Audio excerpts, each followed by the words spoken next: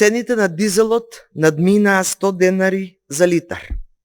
За 43% се покачени во изминатите 6 месеци. Што значи, цените на храната повторно ќе растат, а владата на Мицковски не превзема ништо. Ценовниот бран сега ќе биде уште потежок затоа што половина од семејниот буџет на македонските граѓани оди на храна и пијалоци.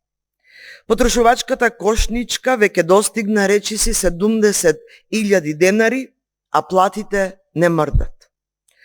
Сега секој нов денар на лебот, млекото, зеленчукот и овошјето директно удира врз семејната трпеза.